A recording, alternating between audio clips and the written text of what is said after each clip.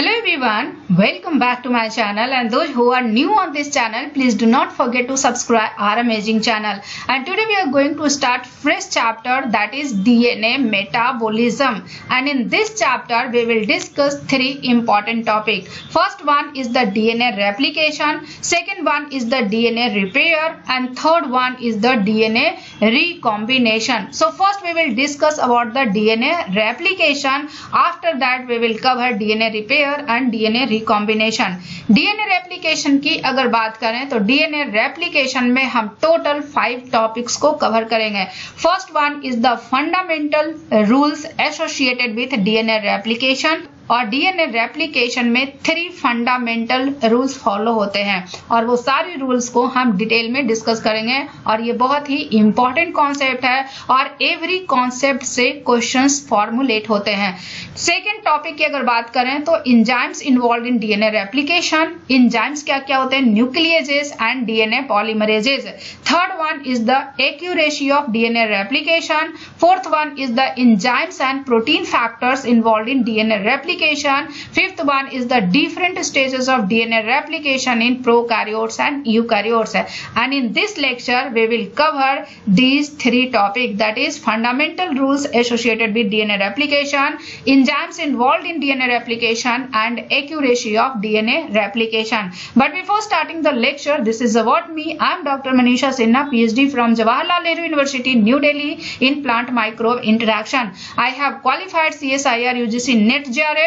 Apart from that, I have qualified various national level entrance exam at BSc, MSc and PhD level. I have 8+ year research experience in biological sciences, 4+ year teaching experience, and published couple of international research paper. Now let's start the lecture. And the first topic is DNA replication follows a set of fundamental rules. और वो fundamental rules क्या है? Total 3 fundamental rules हैं और वो कौन कौन है? First one is the DNA replication is semi-conservative. DNA replication क्या होता है? सेमी कंजर्वेटिव होता है। सेकेंड रूल क्या है? Replication begins at an origin and usually proceeds bidirectionally. Means replication origin पे स्टार्ट होता है और उस ऑरिजिन को क्या बोलते हैं? उस ऑरिजिन को बोलते हैं origin of replication. And origin of replication की कैरेक्टरिस्टिक फीचर होती है जो हम अभी आगे पढ़ने वाले हैं। सो डीएनए रेप्लिकेशन ऑरिजिन पे शुरू होता है और वो बाई डायरेक्शनली प्रोसीड होता है। Third topic is DNA synthesis proceeds in 5' to 3' direction without any exception, और वो सेमी डिसकंटिन्यूअस होते हैं without any exception. So DNA synthesis without any exception 5' to 3' direction में प्रोसीड होता है और वो सेमी डिसकंटिन्यूअस होता है। सो पहले हम देखते हैं DNA replication is semi conservative. अब इस सेमी कंजर्वेटिव का मतलब क्या हुआ? सो डीएनए स्ट्रैंड की अगर बात करें तो डीएनए क्या होता है? डीएनए डबल हेलिक्स होते हैं। क्या होते हैं?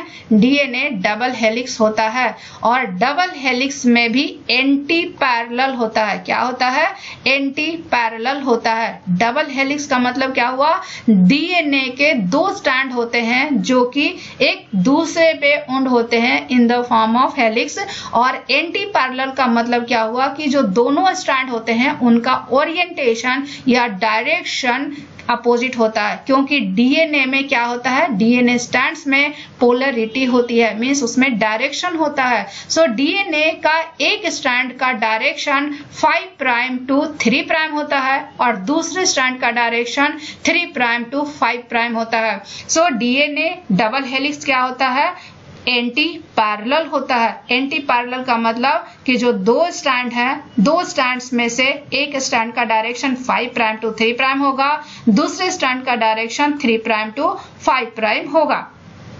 अब जब इस डीएनए का रेप्लिकेशन होगा तो रेप्लिकेशन कैसे होगा? ये दोनों के दोनों स्ट्रैंड सेपरेट होते हैं, ये दोनों के दोनों स्ट्रैंड सेपरेट होंगे। एक का डायरेक्शन क्या है? 5' to 3' है, दूसरे का डायरेक्शन क्या है? 3' to 5' है। अब इनका जब रेप्लिकेशन होता है, सो रेप्लिकेशन में each strand parent strand template strand की तरह काम करता है। सो ये क्या है? Parent DNA this is the parent DNA. ये क्या है? ये पेरेंट डीएनए है। और पेरेंट डीएनए का ईच स्ट्रैंड टेम्पलेट स्ट्रैंड की तरह काम करता है। So both are template for what? Template for DNA replication.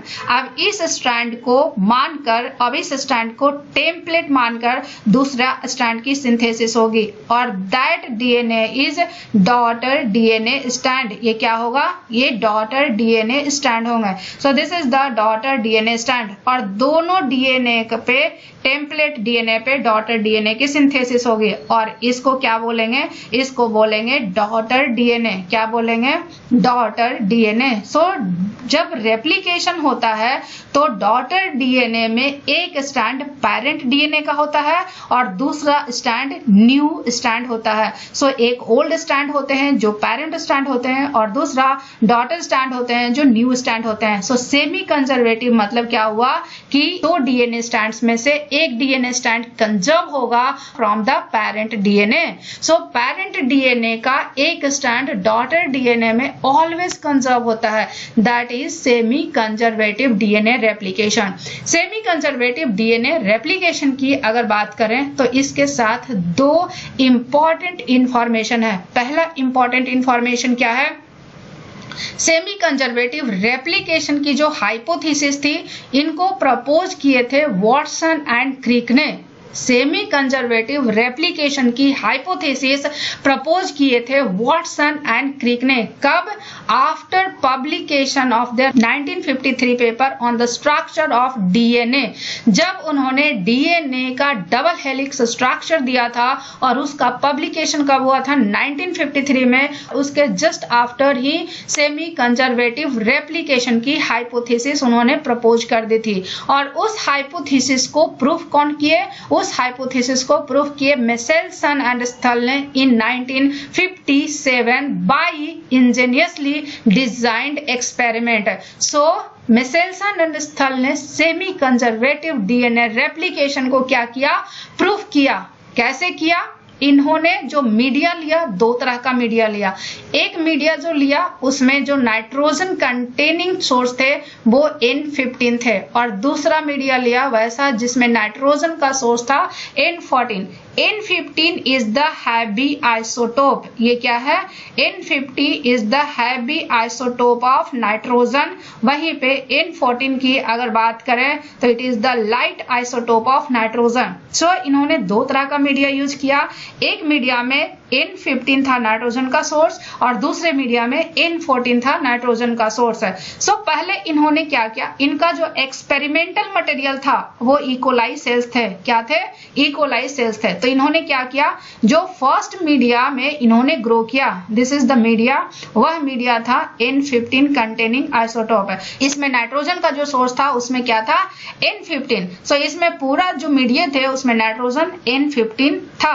अब इस इकोलाई सेल्स को इस मीडिया में ग्रो किए for many generations.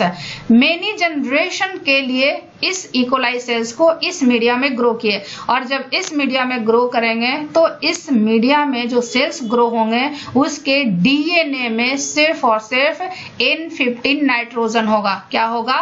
N15 nitrogen होगा। क्या किया? अब इस N15 लेबल्ड डीएनए को आइसोलेट किया और आइसोलेशन के बाद इन्होंने क्या किया? Caesium chloride density gradient centrifugation. क्या किया? Caesium chloride density gradient centrifugation. और caesium chloride density gradient centrifugation किया तो एट इक्विलिब्रियम इनका एक बैंड दिखा। कितना बैंड दिखा? एक बैंड दिखा। And this band is heavy DNA जो कि N15 से लेबल्ड है। क्या है? N15 से लेबल्ड है। इनके बाद इस इकोलाई सेल्स को जो कि N15 में ग्रो किया हुआ है, इसको ग्रो किया फिर N14 medium containing nitrogen source है। मीन्स वैसा मीडियम जिसमें N14 नाइट्रोजन सोर्स है। इसको ग्रो किया मेनी जनरेशन के लिए नहीं, इसको ग्रो किया सिर्फ और सिर्फ एक जनरेशन के लिए। मीन्स इनको तब तक ग्रो किया जब तक कि इनका सेल डबल हो गया। सपोज दैट इसमें 20 सेल है तो इसमें 40 सेल हो गए। सो सिर्फ और सिर्फ एक जनरेशन के लिए ग्रो किया और जब एक जनरेशन के लिए ग्रो किया तो इस सेल से डीएनए को आइसोलेट किया और this DNA is first generation daughter molecules.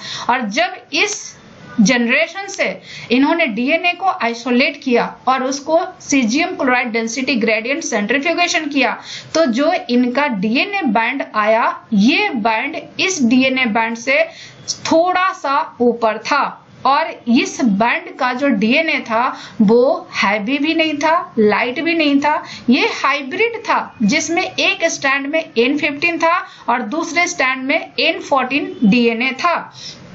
So this is the first generation daughter DNA molecules। अब यहीं पे इन्होंने अपना एक्सपेरिमेंट स्टॉप नहीं किया, इनको फर्दर 1 जनरेशन के लिए फिर से ग्रो किया। बट नेक्स्ट टाइम जो मीडिया इन्होंने यूज किया, इस मीडिया में जो नाइट्रोजन सोर्स थे वो N14 थे। देन नेक्स्ट क्या होगा, तो इनके बाद इस सेल से जो डीएनए आइसोलेट किया, that is second generation daughter molecules. अब ये जो सेकेंड जनरेशन डॉटर मॉलिक्यूल्स को डेंसिटी ग्रेडियंट सेंट्रीफ्यूगेशन किया, तो इसमें इन्होंने 2 तरह के बैंड पाए। एक डीएनए बैंड तो वही था जो फर्स्ट जनरेशन के डीएनए का था, दूसरा बैंड इससे जस्ट थोड़ा सा ऊपर था, and this is a light DNA. ये क्या है? Light DNA. सो इसमें क्या है? 4 डीएनए मॉलिक्यूल है, जिसमें 2 हाइब्रिड है और 2 लाइट डीएनए है। क्या है? 2 हाइब्रिड है और 2 लाइट डीएनए है। N14 containing DNA and N15 containing DNA, इन दोनों का जब सेंट्रीफ्यूगेशन करते हैं, डेंसिटी ग्रेडियंट सेंट्रीफ्यूगेशन करते हैं, तो डिफरेंस क्या होता है? सिर्फ और सिर्फ 1% का होता है। क्या होता है? डिफरेंस जो होता है वो सिर्फ और सिर्फ 1% का होता है। बहुत ही स्मॉल डिफरेंस होता है, और इस स्मॉल डिफरेंस को भी क्लियरली विजुअलाइज कर सकते हैं। सो this is the basis of Meselson स्थल एक्सपेरिमेंट, क्योंकि जैसे जैसे इन्होंने नाइट्रोजन के लेबलिंग को चेंज किया, इनका डीएनए बैंड का पोजीशन चेंज हुआ, जो कि क्लियरली बताता है कि एक स्ट्रैंड जो होता है वो पेरेंट डीएनए का होता है और दूसरा स्ट्रैंड जो होता है वो डॉटर डीएनए का होता है during DNA replication. So DNA replication is semi conservative. Means semi conservative का मतलब क्या हुआ कि जब डीएनए रेप्लिकेट होता है तो रेप्लिकेशन के बाद एक स्ट्रैंड ऑलवेज होगा पेरेंट डीएनए का और दूसरा स्ट्रैंड होगा daughter DNA, that is new DNA. एक स्ट्रैंड ओल्ड डीएनए स्ट्रैंड होंगे और दूसरा न्यू डीएनए स्ट्रैंड होंगे। So this is the Meselson स्थल एक्सपेरिमेंट। आफ्टर मेसेल्सन स्थल एक्सपेरिमेंट जो semi conservative mechanism of replication confirm हुआ, उसके बाद होस्ट ऑफ क्वेश्चंस अरोज होने लगे। और वो क्वेश्चन क्या थे? 3 इंपॉर्टेंट क्वेश्चंस थे। First one is the are parent DNA strands completely unwound before each is replicated. Means अगर ये डीएनए स्ट्रैंड है तो क्या जब ये रेप्लिकेशन होता है तो क्या ये पहले दोनों कंप्लीटली सेपरेटेड हो जाता है एंड देन इस पे डीएनए रेप्लिकेशन होता है? This is the first question. Second question क्या था? Does replication begins at random places और एट यूनिक पॉइंट? अगर ये डीएनए है तो डीएनए में जो रेप्लिकेशन की शुरुआत होती है क्या किसी यूनिक पॉइंट पे होती है या कहीं भी रैंडमली स्टार्ट हो जाता है? This is the second question. Third question की अगर बात करें तो after initiation at any point in DNA does replication proceeds in one direction और बोथ डायरेक्शन? ये इस क्वेश्चन का मतलब क्या है? अगर डीएनए रेप्लिकेशन किसी पॉइंट पे स्टार्ट होता है, चाहे वो रैंडम हो या यूनिक हो, अगर किसी पॉइंट पे स्टार्ट होता है तो क्या डीएनए रेप्लिकेशन सिर्फ और सिर्फ एक डायरेक्शन में होता है या दोनों डायरेक्शन में होता है? सो इन तीनों क्वेश्चन को अभी हम डिस्कस करते हैं। सो रेप्लिकेशन की अगर बात करें तो रेप्लिकेशन की शुरुआत होती है ऑरिजिन पे और उस ऑरिजिन को बोलते हैं ऑरिजिन ऑफ रेप्लिकेशन। उसको क्या बोलते हैं? Origin of replication. एंड इस ऑरिजिन ऑफ रेप्लिकेशन से जब डीएनए का स्टार्ट होता है रेप्लिकेशन तो वो बाई डायरेक्शनली प्रोसीड होता है। कैसा प्रोसीड होता है? बाई डायरेक्शनली प्रोसीड होता है। और इन दोनों की डिस्कवरी बहुत ही यूनिक है और बहुत ही इंपॉर्टेंट है। सो डीएनए रेप्लिकेशन की अगर बात करें तो ये जॉन कैरेंस थे जिन्होंने ऑटो रेडियोग्राफी एक्सपेरिमेंट यूज किया था, और ऑटो रेडियोग्राफी से इन्होंने ये बताया था कि जो पेरेंट डीएनए होते हैं, सपोज दैट कि ये पेरेंट डीएनए है और इस डीएनए का रेप्लिकेशन होना है। सो जब ये रेप्लिकेशन होता है तो एक ऑरिजिन पे स्टार्ट होता है और ऑरिजिन पे पहले इनकी अनउंडिंग होती है, और जब ये अनउंडिंग होती है तो ये अनउंडिंग साइमल्टेनियसली अनउंडिंग भी होती है एंड साइमल्टेनियसली इनका रेप्लिकेशन भी होता है। मीन्स साइमल्टेनियसली ये दोनों डीएनए सेपरेट भी होंगे और साथ साथ रेप्लिकेशन भी होते जाएंगे। सो इस चीज को बताया किन्होंने? इस चीज को बताया जॉन कैरेंस ने bye using autoradiography experiment. Auto radiography experiment में इन्होंने क्या किया? ऑटो रेडियोग्राफी एक्सपेरिमेंट में इनका जो एक्सपेरिमेंटल मटेरियल था वो इकोलाई डीएनए था। इकोलाई डीएनए को इन्होंने रेडियो एक्टिव लेबल किया। रेडियो एक्टिव कैसे लेबल किया? इन्होंने उस मीडिया पे ग्रो किया, इकोलाई सेल्स को उस मीडिया पे ग्रो किया जिस मीडिया में थाइमिडीन लेबल था। किस चीज से? ट्रीटियम से। किस चीज से लेबल था? ट्रीटियम से लेबल था। सो इन्होंने जो इकोलाई सेल्स को मीडिया पे ग्रो किया, suppose that this is the media, ये मीडिया जो था, ये मीडिया ट्रीटियम लेबल्ड था। क्या? थाइमिडीन। इसमें जो थाइमिडीन था वो ट्रीटियम लेबल्ड था, और ट्रीटियम क्या है? It is the radio active isotope of hydrogen. So E coli sales को उस मीडिया पे ग्रो किया जिस मीडिया में थाइमिडीन जो था वो ट्रीटियम लेबल्ड था, और ट्रीटियम लेबल्ड है क्या है? Radio active isotope of hydrogen. और जब इन्होंने इस मीडिया पे ग्रो किया तो इकोलाई का जो डीएनए होगा वो डीएनए क्या हो जाएगा? Radio active labelled. क्या होगा? रेडियो एक्टिव लेबल्ड, क्योंकि डीएनए जब रेप्लिकेट करेगा तो उसमें थाइमिडीन आएगा, और थाइमिडीन क्या है? रेडियो एक्टिव लेबल्ड है। इट मीन्स कि डीएनए रेडियो एक्टिव लेबल्ड हो जाएगा। अब उस डीएनए को आइसोलेट किया, मीन्स इस इकोलाई सेल से डीएनए को आइसोलेट किया, और डीएनए को आइसोलेट बहुत ही केयरफुली किया। और जब डीएनए को आइसोलेट किया तो उसके बाद उन्होंने फोटोग्राफिक इमल्शन से ओवरलेड किया। क्या किया? फोटोग्राफिक इमल्शन से ओवरलेड किया फॉर सेवरल वीक। और जब इन्होंने फोटोग्राफिक इमल्शन के साथ ओवरलेड किया तो इन्होंने ट्रैक्स ऑफ सिल्वर ग्रेन पाए इन द इमल्शन। इन्होंने क्या पाया? इमल्शन में ट्रैक्स ऑफ सिल्वर ग्रेन्स पाए। So these are the tracks of silver grains. और ये जो ट्रैक है, ये ट्रैक डीएनए के इमेज को प्रोड्यूस किया। क्या किया? ये ट्रैक डीएनए के इमेज को प्रोड्यूस किया, and this track revealed that intact chromosome of E. coli is a single huge circle and that is 1.7 mm long। लेकिन जो रेडियो एक्टिव डीएनए आइसोलेट किया from the cells during replication, उसमें extra loop थे। क्या थे? Extra loop थे, और वो extra loop theta shaped structure में थे। क्या थे? थीटा शेप्ड स्ट्रक्चर में थे। सो इस ऑटो रेडियोग्राफी एक्सपेरिमेंट से ये पता चला कि जो डीएनए का रेप्लिकेशन होता है उस टाइम डीएनए के दोनों स्ट्रैंड साथ साथ सेपरेट भी होते हैं एंड साथ साथ रेप्लिकेशन भी होते हैं। ऐसा नहीं कि पहले दोनों स्ट्रैंड सेपरेट हो जाएगा एंड देन उनका रेप्लिकेशन होगा। दोनों साथ साथ सेपरेशन भी होंगे एंड रेप्लिकेशन भी होंगे। So this is the experiment provided by John Cairns by using autoradiography experiment.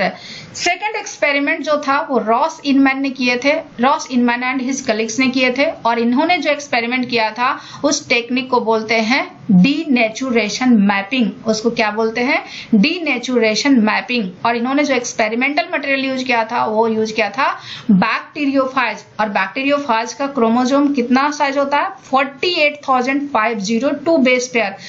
अब सवाल ये है कि रॉस इनमन ने क्या बताया था। रॉस इनमन ने ये बताया था कि जो डीएनए का ऑरिजिन ऑफ रेप्लिकेशन है वो ऑरिजिन ऑफ रेप्लिकेशन रैंडम नहीं बल्कि वो यूनिक साइट पे है। किस साइट पे है? यूनिक साइट पे है। सपोज दैट कि ये ऑरिजिन ऑफ रेप्लिकेशन है जो कि यूनिक साइट है और इस यूनिक साइट की कैरेक्टरिस्टिक फीचर ये है कि ये रिच इन 80 बेस पेयर्स होते हैं, 80 बेस पेयर्स में रिच होते हैं। So origin of replication is rich in 80 base pair और इसका साइंटिफिक रीजन ये है कि 80 के बीच में डबल बॉन्ड होते हैं एंड जीसी के बीच में ट्रिपल हाइड्रोजन बॉन्ड होते हैं। 80 के बीच में 2 हाइड्रोजन बॉन्ड होते हैं एंड जीसी के बीच में 3 हाइड्रोजन बॉन्ड होते हैं। तो इसको डीनेचर करना आसान होता है as compare to GC rich sequence है। सो जो यूनिक ऑरिजिन ऑफ रेप्लिकेशन होते हैं वो क्या होते हैं? 80 रिच रीजन होते हैं। सो डीएनए रेप्लिकेशन स्टार्ट होता है, उस ऑरिजिन को क्या बोलते हैं? Origin of replication. और ऑरिजिन ऑफ रेप्लिकेशन की खास बात यह है कि वो 80 रिच सीक्वेंस होते हैं और इनको प्रूफ कौन किए? इनको प्रूव किए Ross Inman and his colleagues by denaturation mapping. Next important point की अगर बात करें तो डीएनए सिंथेसिस जो होता है without any exception 5 prime 3 prime direction में होते हैं और सेमी डिसकंटिन्यूअस होता है। सो यहाँ पे 2 टर्म को समझना है, एक 5 प्राइम 3 प्राइम डायरेक्शन और दूसरा सेमी डिसकंटिन्यूअस। सपोज दैट कि ये 2 डीएनए स्ट्रैंड है, एक है 5 प्राइम टू 3 प्राइम और दूसरा है 3 प्राइम टू 5 प्राइम। अब जो डीएनए रेप्लिकेशन होगा वो हमेशा 5 प्राइम टू 3 प्राइम डायरेक्शन में होगा। मीन्स यहाँ पे पेरेंट स्ट्रैंड क्या होंगे? 3 प्राइम टू 5 प्राइम होंगे, तभी यहाँ पे 5 प्राइम टू 3 प्राइम में रेप्लिकेशन होगा। अब इम्पॉर्टेंट पॉइंट ये है कि अगर रेप्लिकेशन हमेशा 5 प्राइम टू 3 प्राइम डायरेक्शन में होगा तो ये दोनों स्ट्रैंड एक साथ कैसे रेप्लिकेट करेगा? क्योंकि एक का डायरेक्शन 5 प्राइम टू 3 प्राइम है, दूसरे का डायरेक्शन 3 प्राइम टू 5 प्राइम है। तो जो 3 प्राइम टू 5 प्राइम है वो तो टेम्पलेट की तरह बिहेव कर लेगा, लेकिन जो 5 प्राइम टू 3 प्राइम है वो साइमल्टेनियसली कैसे डीएनए रेप्लिकेट करेगा? सो अगर दोनों स्ट्रैंड कंटिन्यूअसली सिंथेसाइज होगा तो एक स्ट्रैंड क्या होगा? एक स्ट्रैंड को रेप्लिकेट करना पड़ेगा 3 प्राइम टू 5 प्राइम डायरेक्शन में, but DNA replication 3 prime to 5 prime direction में कभी नहीं होता है। डीएनए रेप्लिकेशन हमेशा 5 प्राइम टू 3 प्राइम डायरेक्शन में होता है। और ये कैसे होता है इसका बहुत ही साइंटिफिक एक्सप्लेनेशन है। So this is the 2 strand, this one is the 3 prime to 5 prime and this one is the 5 prime to 3 prime. So जो डीएनए का स्ट्रैंड का डायरेक्शन 3 प्राइम टू 5 प्राइम है उसके लिए तो कोई प्रॉब्लम नहीं है, उसमें आराम से 5 प्राइम टू 3 प्राइम डायरेक्शन में क्या होगा? रेप्लिकेशन होगा। और जो 5 प्राइम टू 3 प्राइम में रेप्लिकेशन होते हैं मीन्स वह स्ट्रैंड जिनका 3 प्राइम टू 5 प्राइम ओरिएंटेशन है उसको बोलते हैं लीडिंग स्ट्रैंड, क्योंकि इस पे डीएनए रेप्लिकेशन कंटिन्यूअस होता है और इस कंटिन्यूअस डीएनए रेप्लिकेशन की वजह से इसको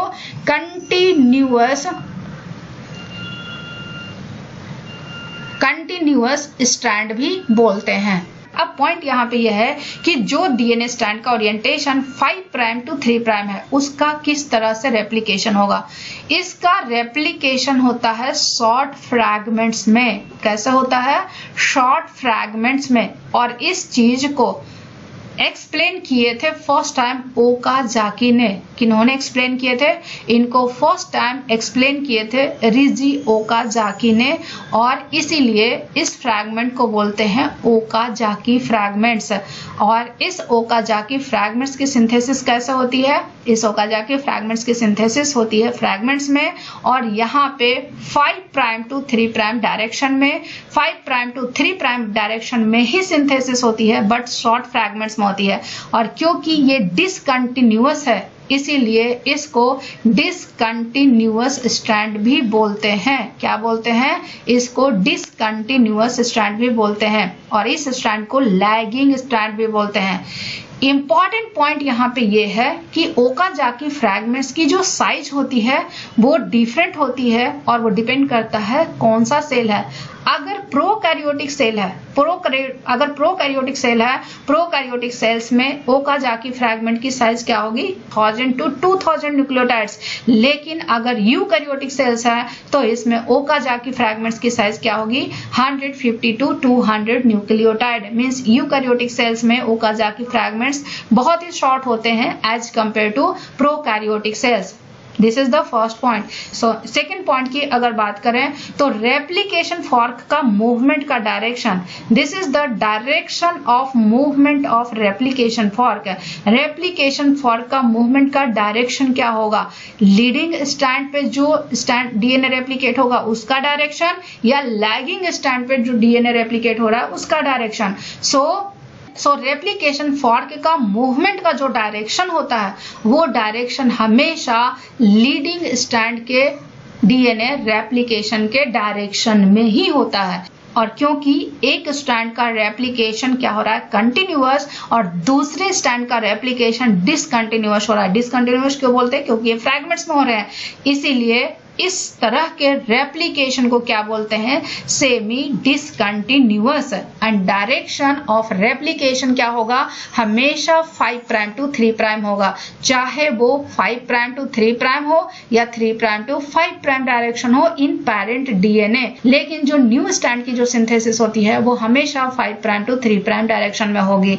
अगर DNA stand 3 prime to 5 prime में है तो उस पर कंटिन्यूअस होगा, लेकिन अगर 5 प्राइम टू 3 प्राइम में है तो उसमें डिसकंटिन्यूअस होंगे, मींस ओकाजाकी फ्रैगमेंट्स में होंगे।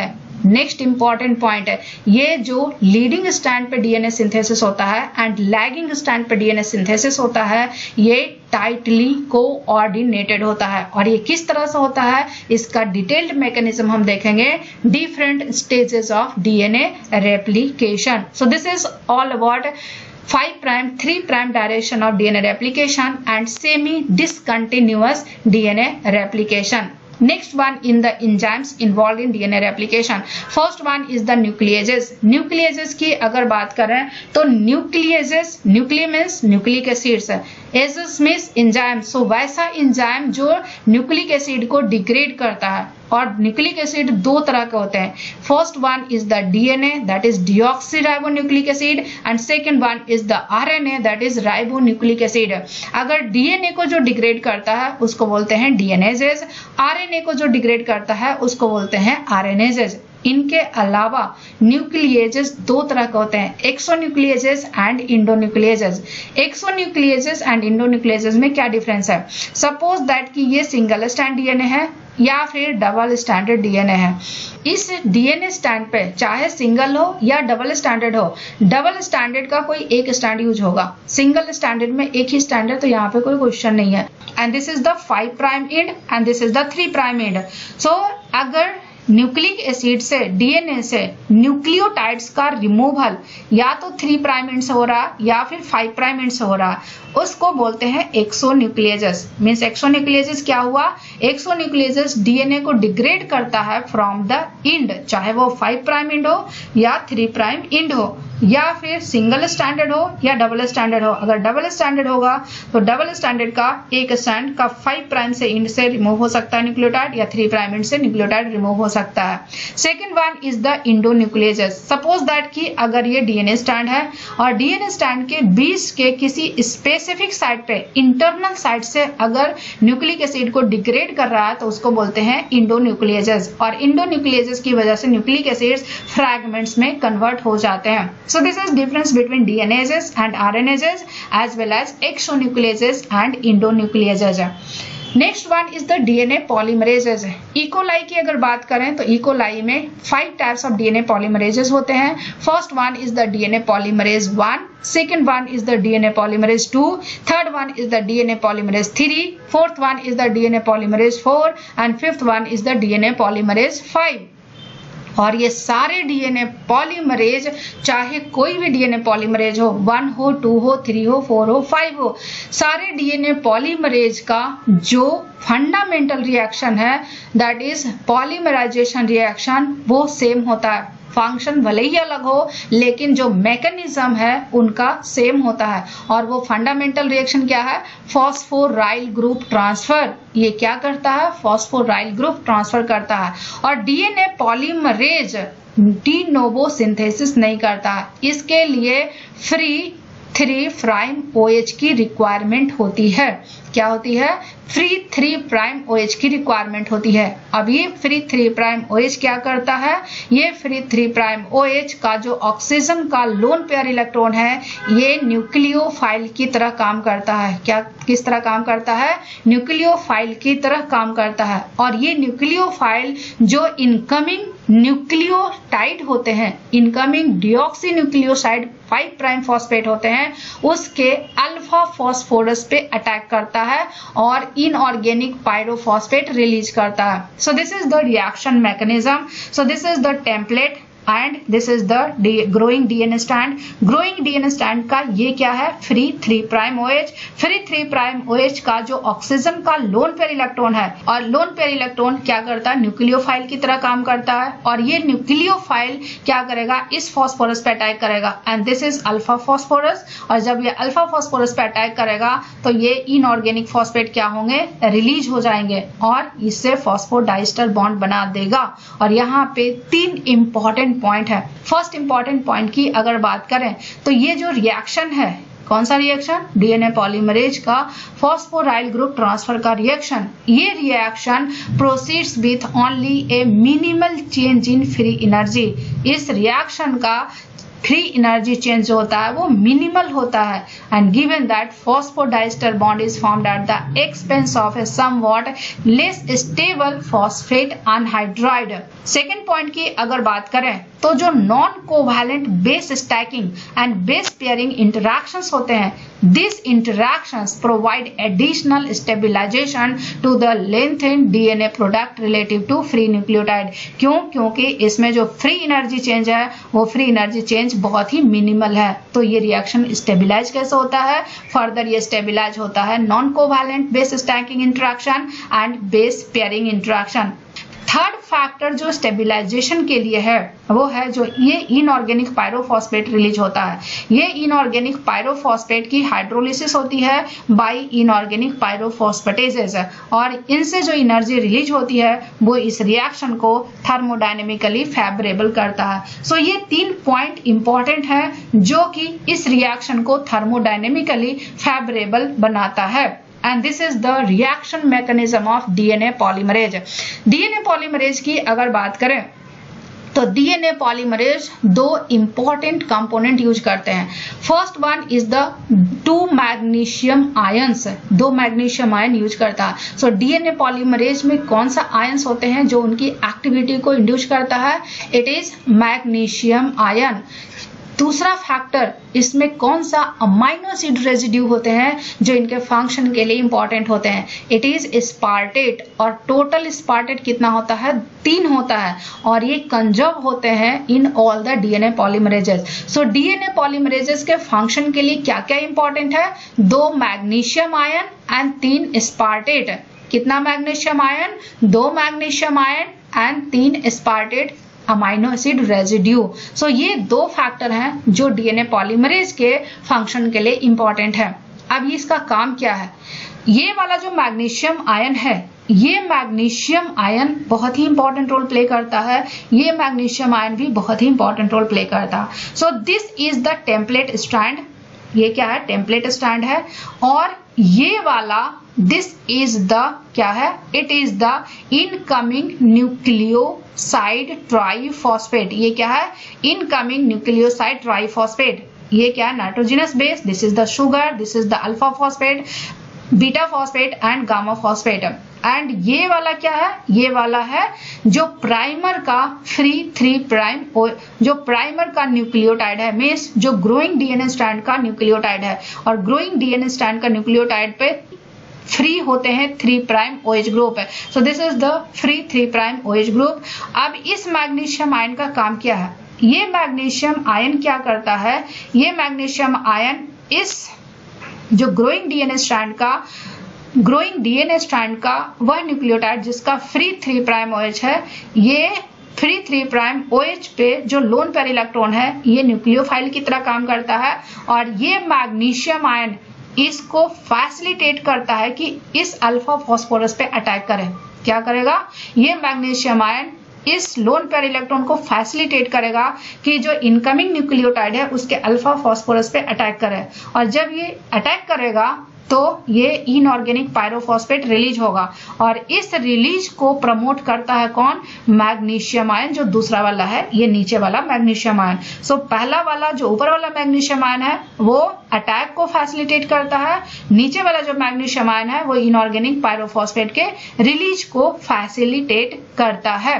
और ये दोनों आयन्स चाहे मैग्नीशियम आयन हो या स्पार्टेट आयन हो ये क्या बनाता है? ये पेंटा कोवैलेंट ट्रांजिशन स्टेट स्ट्रक्चर बनाता है और ये दोनों आयन्स स्टेबिलाइज होते हैं in the structure of penta covalent transition state and the same mechanism is used by RNA polymerase. किसके थ्रू यूज होता, किसके द्वारा यूज होता है? DNA पॉलीमरेज हो या RNA पॉलीमरेज हो, दोनों एंजाइम के द्वारा सेम मैकेनिज्म ही यूज होता है और ये दोनों के बीच में फॉस्फोडाइस्टर लिंक का फॉर्मेशन होता है। So this is all about mechanism of DNA polymerase. DNA polymerization के लिए दो और सेंट्रल रिक्वायरमेंट है, पहला टेम्पलेट और दूसरा प्राइमर। अब सवाल यह है कि टेम्पलेट का क्या रोल है एंड प्राइमर का क्या रोल है।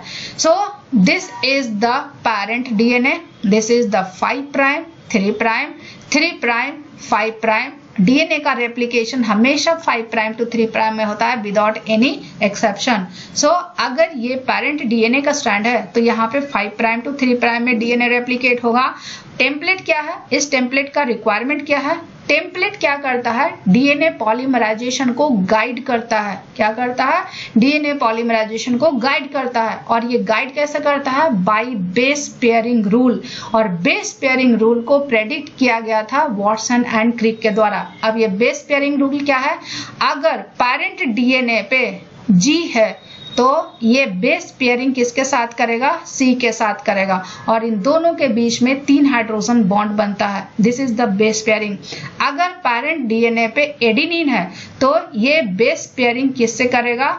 थाइमिडीन से करेगा। मीन्स अगर पेरेंट DNA पे G है तो ये बेस पेयरिंग किसके साथ करेगा? C के साथ। अगर पेरेंट DNA पे A है तो ये बेस पेयरिंग किसके साथ करेगा? T के साथ। अगर DNA है तो, अगर RNA है तो ये U के साथ बेस पेयरिंग करेगा। अगर पेरेंट DNA पे C है तो ये बेस पेयरिंग करेगा G के साथ। अगर पेरेंट DNA पे T है तो ये बेस पेयरिंग करेगा A के साथ। सो this is the base pairing. So template का काम क्या हुआ? टेम्पलेट पॉलीमराइजेशन रिएक्शन को गाइड करता है बाय बेस पेयरिंग रूल्स। दूसरी खास बात, टेम्पलेट DNA दो चीजों की वजह से बहुत ही इंपॉर्टेंट रोल प्ले करता है। पहला, it provide a chemical basis for accurate semi conservative DNA replication. This is the first important point. Second important point की अगर बात करें तो it represents the first example of use of template to guide biosynthetic reaction. ये पहला biosynthetic reaction है जिसमें template use हुआ है। अभी तक हमने कार्बोहाइड्रेट बायोसिंथेसिस पढ़ा, लिपिड बायोसिंथेसिस पढ़ा। इन carbohydrate biosynthesis and lipid biosynthesis में टेम्पलेट की रिक्वायरमेंट नहीं होती है, but DNA synthesis is the first example जिसमें टेम्पलेट की रिक्वायरमेंट होती है। और किसमें रिक्वायरमेंट होती है? RNA के सिंथेसिस में रिक्वायरमेंट होती है, प्रोटीन की सिंथेसिस में रिक्वायरमेंट होती है। Second is the primer. Primer की अगर बात करें तो ये बहुत इंपॉर्टेंट है। DNA पॉलीमरेज की अगर बात करें तो वो डी नोवो सिंथेसिस नहीं करता। DNA पॉलीमरेज को वर्क करने के लिए फ्री 3 प्राइम OH ग्रुप की रिक्वायरमेंट होती है और ये फ्री 3 प्राइम OH ग्रुप किसके द्वारा प्रोवाइड किया जाता है? प्राइमर के द्वारा। प्राइमर क्या है? It is the short oligonucleotide. ये क्या है? Short oligonucleotide. अब ये शॉर्ट ओलिगोन्यूक्लियोटाइड जो होते हैं ये मोस्टली RNA होते हैं। क्या होते हैं? मोस्टली RNA होते हैं और ये स्पेशलाइज्ड एंजाइम के द्वारा सिंथेसाइज किया जाता है और उसको बोलते हैं RNA प्राइमेज। क्या बोलते हैं? RNA primase. सो प्राइमर्स की रिक्वायरमेंट क्यों होती है? क्योंकि इस पे फ्री 3 प्राइम OH ग्रुप होता है और DNA polymerase de novo nucleotide add नहीं करता है प्री एग्जिस्टिंग डीएनए पे। सपोज दैट कि ये पेरेंट स्ट्रैंड है जो कि 3 प्राइम टू 5 प्राइम है, जब तक यहाँ पे प्राइमर नहीं आएगा तब तक डीएनए पॉलीमरेज इसको इलोंगेट नहीं करेगा। सो डीएनए पॉलीमरेज की 2 रिक्वायरमेंट इंपॉर्टेंट है, टेम्पलेट एंड प्राइमर। टेम्पलेट का काम क्या है, ये डीएनए रेप्लिकेशन को गाइड करता है by base pairing rule. Primer क्या करता है, डीएनए पॉलीमरेज को फ्री 3 प्राइम OH प्रोवाइड करता है। अब यहाँ पे 2 इंपॉर्टेंट टर्म है। First one is the polymerization rate, second one is the processibility. और ये दोनों टर्म बहुत ही इंपॉर्टेंट है और ये दोनों टर्म इंटायरली डिफरेंट है। सपोज दैट कि ये डीएनए है, क्या है, डीएनए है। This is the 5 prime to 3 prime, this is 3 prime to 5 prime. अब अगर ये टेम्पलेट डीएनए स्ट्रैंड है और ये प्राइमर है तो यहाँ पे क्या करेगा, डीएनए पॉलीमरेज ऐड करेगा। सपोज दैट कि ये डीएनए पॉलीमरेज है, डीएनए पॉलीमरेज इस प्राइमर पे न्यूक्लियोटाइड ऐड करेगा। डीएनए पॉलीमरेज 1 सेकेंड में कितना न्यूक्लियोटाइड ऐड करता है उसको बोलते हैं पॉलीमराइजेशन रेट। दूसरी खास बात है, डीएनए पॉलीमरेज डिसोशिएट होगा, न्यूक्लियोटाइड अगर ऐड करेगा तो या तो ये डिसोशिएट होगा या फिर ये कंटिन्यूअसली ऐड करेगा। डिसोशिएट होने से पहले ये डीएनए पॉलीमरेज कितना न्यूक्लियोटाइड ऐड करता है उसको बोलते हैं प्रोसेसिबिलिटी। और वैसा एंजाइम डीएनए पॉलीमराइजेशन के लिए गुड होता है जिनका polymerization rate and processibility high होता है। सो पॉलीमराइजेशन रेट क्या हुआ, nucleotides added per second. Processibility क्या हुआ, nucleotides added before polymerase dissociate. और ये 2 टर्म बहुत ही इंपॉर्टेंट है। Next topic is replication is very accurate. Replication accurate क्यों होता है? रेप्लिकेशन की अगर बात करें तो replication proceeds with an extraordinary degree of fidelity. E coli की अगर बात करें तो E coli 10 to the power 9 to 10 to the power 10 nucleotide add करता है, तब जाकर उसमें एक न्यूक्लियोटाइड में मिस्टेक होने की चांसेस होती है। और इकोलाई का क्रोमोसोम की अगर बात करें तो इनका साइज होता है 4.6 into 10 to the power 6 base pair. इसका मतलब कि जब डीएनए रेप्लिकेशन 1000 to 10,000 होगा तो उसमें एरर का जो चांसेस है सिर्फ और सिर्फ 1 है। अब इम्पॉर्टेंट पॉइंट यह है कि ड्यूरिंग डीएनए रेप्लिकेशन जो डिस्क्रिमिनेशन होता है between correct and incorrect nucleotide का, वो कैसे होता है? उसके लिए 2 फैक्टर काम करता है, एक तो हाइड्रोजन बॉन्ड और दूसरा कॉमन ज्योमेट्री। हाइड्रोजन बॉन्ड की अगर बात करें तो हाइड्रोजन बॉन्ड स्पेसिफाई करता है correct pairing between complementary bases. वो करेक्ट पेयरिंग क्या है, अगर ए है तो ये टी के साथ ही बेस पेयरिंग करेगा, अगर जी है तो ये सी के साथ ही बेस पेयरिंग करेगा एंड वाइस वर्सा। अगर टी है तो वो ए के साथ बेस पेयरिंग करेगा, अगर सी है तो वो जी के साथ बेस पेयरिंग करेगा। This is hydrogen bond. Common geometry की अगर बात करें तो AT की कॉमन ज्योमेट्री होती है, GC बेस पेयर्स की कॉमन ज्योमेट्री होती है। अगर डीएनए न्यूक्लियोटाइड है तो डीएनए न्यूक्लियोटाइड का जो एक्टिव साइट है वो इस कॉमन ज्योमेट्री को ही एकोमोडेट करता है। इनके अलावा अगर कोई ज्योमेट्री है तो वो डीएनए पॉलीमरेज के एक्टिव साइट से क्या हो जाता है, एक्सक्लूड हो जाता है। सो डीएनए पॉलीमरेज का एक्टिव साइट किसको एकोमोडेट करेगा, common geometry of standard base pairs को। जो स्टैंडर्ड बेस पेयर्स हैं उनकी ज्योमेट्री को एकोमोडेट करता है। स्टैंडर्ड बेस पेयर्स क्या होते हैं, AT and GC। So this is the AT base pair, this is GC base pair. So इस ज्योमेट्री को ही डीएनए पॉलीमरेज का एक्टिव साइट एकोमोडेट करता है। अब यहाँ पे G A के साथ भी पेयरिंग कर सकता है, C A के साथ भी पेयरिंग कर सकता है, T G के साथ भी पेयरिंग कर सकता है।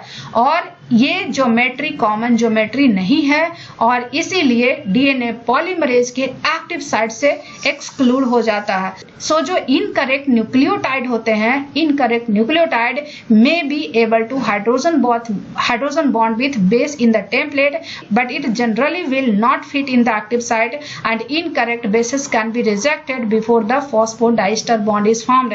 मीन्स अगर इनकरेक्ट बेस की बेस पेयरिंग होती है तो वहां पे फॉस्फोडाइस्टर बॉन्ड फॉर्मेशन होने से पहले ही वो एक्सक्लूड हो जाता है डीएनए पॉलीमरेज के एक्टिव साइट से। इसके अलावा सपोज दैट कि वो रिकॉग्नाइज नहीं कर पाया, वो डीएनए पॉलीमरेज के एक्टिव साइट पे इनकॉर्पोरेट हो गया और फॉस्फोडाइस्टर बॉन्ड भी बन गया। For example C. अब ये जो सी है, सी स्टार का टॉटोमेरिक फॉर्म है। कभी कभी टॉटोमेरिक फॉर्म बेस पेयरिंग भी करते हैं एक्टिव साइट पे, वो ज्योमेट्री एकोमोडेट हो जाता है। सो जब ये एकोमोडेट हो जाता है तो जब ये फॉस्फोडाइस्टर बना देगा, तो फॉस्फोडाइस्टर बनाने के बाद जब ये नेक्स्ट न्यूक्लियोटाइड पे शिफ्ट करेगा तो ये यहाँ पे पॉज आ जाता है, यहाँ पे शिफ्टिंग नहीं होती है और उसको बोलते हैं काइनेटिक पॉज। और ये काइनेटिक पॉज ये टाइम प्रोवाइड करता है to remove this incorrect nucleotide. Suppose that कि यहाँ पे सी स्टार की जगह सी आ गया जो कि टॉटोमेरिक फॉर्म है, तो ये किसके साथ पेयरिंग कर लेगा, ये पेयरिंग कर लेगा ए के साथ और ये इनकॉर्पोरेट हो जाएगा, यहाँ फॉस्फोडाइस्टर बॉन्ड बन जाएगा।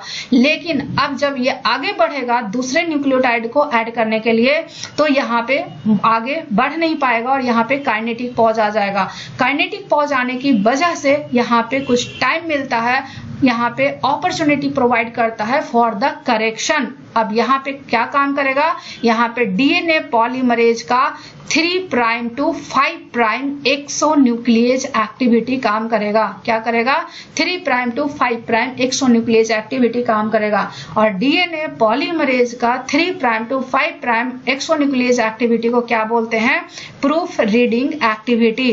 और proof reading activity incorrect nucleotide को रिमूव करता है and finally DNA polymerase slide होता है and finally DNA polymerase slides forward and resume its polymerization activity after removing this incorrect nucleotide. So proofreading improves the inherent accuracy of polymerization reaction 10 to the power 2 to 10 to the power 3 fold. In monomeric DNA polymerase, polymerizing and proofreading activity have separate active site within the same polypeptide. Means एक ही polypeptide है, एक ही polypeptide में polymerizing activity भी होते हैं and proofreading activity भी होते हैं, लेकिन separate active site होते हैं। So this is the structure of DNA polymerase जो कि carton representation है। This active site is DNA polymerase active site and this active site is 3 prime to 5 prime exonuclease active site, जिसको proof reading active site बोलते हैं। इनके अलावा एक और लेवल ऑफ एक्यूरेसी है डीएनए पॉलीमरेज के पास and that level of accuracy is DNA repair mechanism. And DNA repair mechanism को हम डिटेल में आगे पढ़ेंगे। इकोलाई की अगर बात करें तो इकोलाई में 5 टाइप्स ऑफ डीएनए पॉलीमरेज होते हैं, DNA polymerase 1, DNA polymerase 2, DNA polymerase 3, DNA polymerase 4 and DNA polymerase 5। More than 90% of DNA polymerase activity observed in E coli extracts can be accounted for DNA polymerase 1। Cell का जो more than 90% DNA polymerase activity होता है वो DNA polymerase 1 होता है। But क्या DNA polymerase 1 के अलावा भी और पॉलीमरेज होते हैं? And yes, answer is yes. क्या DNA polymerase 1 is the main DNA polymerizing enzyme? No, DNA polymerase 1 is not main DNA polymerizing enzyme. क्यों? इसके 2 इंपॉर्टेंट रीजन है। First one is the DNA polymerase 1 का जो processivity polymerization rate है, it is 600 nucleotides per minute, जो कि बहुत ही कम है और ये डीएनए रेप्लिकेशन फॉर्क के मूवमेंट से बहुत ही कम है। सो डीएनए पॉलीमरेज 1 का पॉलीमराइजेशन रेट कम है, इसलिए it is not the main polymerising enzyme. दूसरा, इनका प्रोसेसिबिलिटी रेट भी बहुत ही कम होता है। So genetic studies have demonstrated that many genes and therefore many proteins are involved in DNA replication and DNA polymerase 1 clearly does not act alone. Fourth and most important factor, John Cairns isolated a bacterial strain with an altered gene for DNA polymerase 1 that produced an inactive enzyme. DNA polymerase 2 की अगर बात करें तो it is the enzyme involve in DNA repair. DNA polymerase 3 is the principal replication enzyme in E coli. DNA polymerase 4 and 5 की अगर बात करें तो it is involve in DNA repair. So DNA polymerase 2, DNA polymerase 4, DNA polymerase 5 DNA repair में involve होते हैं। DNA polymerase 3 it is involved in it is principal replication enzyme. DNA polymerase 1 की अगर बात करें तो it is not the primary enzyme of DNA replication. तो इसका फंक्शन क्या है? इसका फंक्शन है host of cleanup functions during replication, recombination and repair. Replication के टाइम में भी ये काम करता है, रिकॉम्बिनेशन में भी काम करता है एंड रिपेयर में भी काम करता है, और इनको समझेंगे जब हम रेप्लिकेशन, रिकॉम्बिनेशन एंड रिपेयर पढ़ेंगे. Polymerase special function are enhanced by 5'3' exonuclease activity. 5'3' exonuclease activity होती है किसमें? पॉलीमरेजेस में. And this activity is distinct from 3' to 5' proof reading exonuclease activity and is located in a structural domain that can be separated by enzyme by mild protease activity. जब 5'3' exonuclease domain को remove करते हैं, means DNA polymerase में 3'5' exonuclease activity भी होता है. क्या होता है? 3'5' एक्सोन्यूक्लियस एक्टिविटी भी होता है एंड 5'3' एक्सोन्यूक्लियस एक्टिविटी भी होता है. अब इम्पॉर्टेंट पॉइंट यहाँ ये है कि जो 5'3' एक्सोन्यूक्लियस एक्टिविटी है, this is not proof reading. 3'5' exonuclease activity is proof reading activity. So 5'3' exonuclease activity को अगर रिमूव कर देते हैं, क्या कर देते हैं? रिमूव कर देते हैं. जो रिमेनिंग पार्ट है उस रिमेनिंग पार्ट को क्या बोलते हैं? क्लेनोफ्रैगमेंट. क्या बोलते हैं?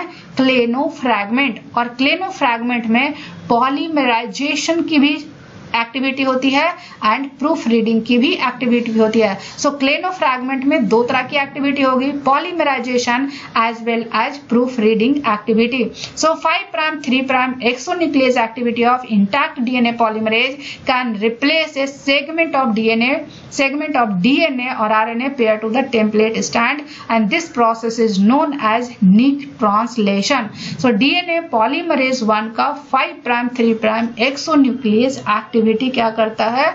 डीएनए के सेगमेंट को रिप्लेस करता है by the process of nick translation. Most other DNA polymerases lack 5' to 3' exonuclease activity and this is the different subunit of DNA polymerase 3. DNA polymerase 3 की अगर बात करें तो इसमें टोटल 10 टाइप्स ऑफ सब यूनिट्स होते हैं. Alpha, epsilon, theta, tau, gamma, delta, delta prime, zeta, Sai and beta, और इनको डिटेल में हम पढ़ेंगे नेक्स्ट लेक्चर में. And this is the comparison of DNA polymerases in E coli, polymerase 1, 2 and 3. DNA polymerase 1 की स्ट्रक्चरल जीन की अगर बात करें तो ये पॉल ए जीन से इनकोड होता है, पॉलीमरेज 2 पॉल बी जीन से इनकोड होता है, डीएनए पॉलीमरेज 3 पॉल सी जीन से इनकोड होता है, और प्रीवियसली इसको डीएनए ई बोला जाता था. सब यूनिट्स की अगर बात करें, पॉलीमरेज 1 में 1 सब यूनिट होते हैं, 2 में 7 सब यूनिट होते हैं, पॉलीमरेज 3 में मोर देन 10 सब यूनिट्स होते हैं. मॉलिक्यूलर वेट की अगर बात करें तो मॉलिक्यूलर वेट सबसे ज्यादा होता है पॉलीमरेज 3 का, देन 2 का, देन 1 का. 3', 5' exonuclease activity that is proof reading activity. Proof reading activity तीनों डीएनए पॉलीमरेज 1 तीनों डीएनए पॉलीमरेजेस में होते हैं. वहीं पे 5', 3' एक्सोन्यूक्लियस एक्टिविटी की बात करें तो सिर्फ और सिर्फ डीएनए पॉलीमरेज 1 में होता है, और ये निक ट्रांसलेशन में इंपॉर्टेंट रोल प्ले करता है. पॉलीमरेज 2 एंड 3 में 5', 3' एक्सोन्यूक्लियस एक्टिविटी नहीं होती है. पॉलीमराइजेशन रेट की अगर बात करें तो सबसे ज्यादा होता है पॉलीमरेज 3 का, उसके बाद 2 का, उसके बाद 1 का. लेकिन प्रोसेसिबिलिटी की अगर बात करें तो सबसे ज्यादा होता है पॉलीमरेज 3 का, देन 2 का एंड देन 1 का. So this is all about some fundamental rules of DNA replication as well as nucleases, accuracy of DNA replication and DNA polymerases. And in my next lecture, we will discuss about the enzymes and protein factors involved in DNA replication. So stay tuned for this lecture, and if you have any doubt and query, please leave comment in the comment section, and please do not forget to like, share and subscribe the channel. Thank you very much.